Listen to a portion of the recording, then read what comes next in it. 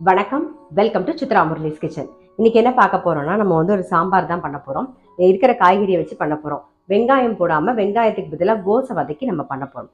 So அதுக்கு first வந்து நான் வந்து கச்சட்டியில் நல்லெண்ணெய் விட்டுருக்கேன். அதை நல்லா காஞ்சிடுத்து கடுகு வெந்தயம் தாளிச்சிடலாம். கடுகு, வெந்தயம், கொஞ்சம் கருவேப்பிலை, ஒரு பச்சை மிளகாய் கீரி வச்சிருக்கேன், பீன்ஸு, கேரட்டு.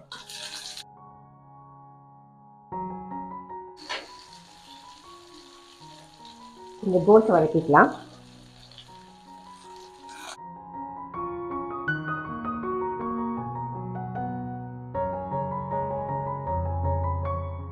காய்கறிலாம் நல்லா வதங்கிட்டு இருக்கு. நீங்கள் பண்ணும்போது என்ன பண்ணுங்க, ஃபஸ்ட்டு தாளிச்சிட்டு கோஸை லைட்டாக வதக்கிட்டு அதுக்கப்புறமா வந்து நான் வந்து ஒரு தக்காளி சேர்க்க போகிறேன். அது எப்போ வேணாலும் சேர்த்துக்கலாம். ஜஸ்ட் கோஸை வதக்கிட்டு அதுக்கப்புறம் காய்கறிலாம் போடுங்க. நான் வந்து மூணுத்தையும் ஒன்றா போட்டுட்டேன். நீங்கள் தனித்தனியாகவும் போட்டுக்கலாம். இப்போ ஒரே ஒரு தக்காளி, தேவையான உப்பையும் சேர்த்துடலாம். நம்ம தக்காளி கொஞ்சம் வதங்கட்டும். தக்காளி நல்லா வதங்கிடுச்சு. கொஞ்சம் தண்ணி விட்டுக்கலாம். மூடி வச்சிருவோம். காய் கொஞ்சம் வேகட்டும்.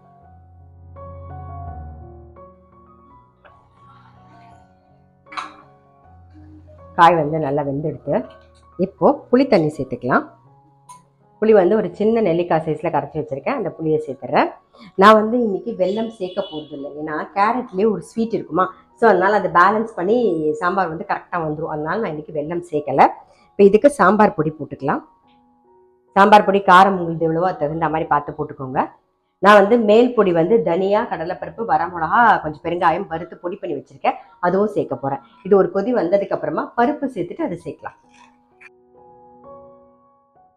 இப்போ சாம்பார் பொடி சேர்த்து நல்லா கொதிச்செடுத்தது. இந்த பக்கம் வந்து தோரம்பருப்பு, நல்லா ஒரு 2 கரண்டி தோரம்பருப்பு, மஞ்சள் பொடி, பெருங்காயம் போட்டு வேக வச்சு வச்சுருக்கேன். அதனால தான் நான் வந்து தாளிக்கும் போது பெருங்காயமும் போடல, மஞ்சள் பொடியும் போடலை.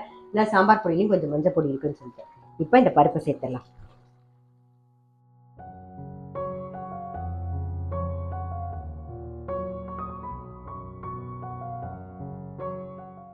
இதெல்லாம் சேர்ந்து நல்லா ஒரு கொதி வரட்டும். இந்த மேல் பொடி போட்டுடலாம். தனியா, கடலைப்பருப்பு, வரமிளகா வறுத்து பொடி பண்ணு.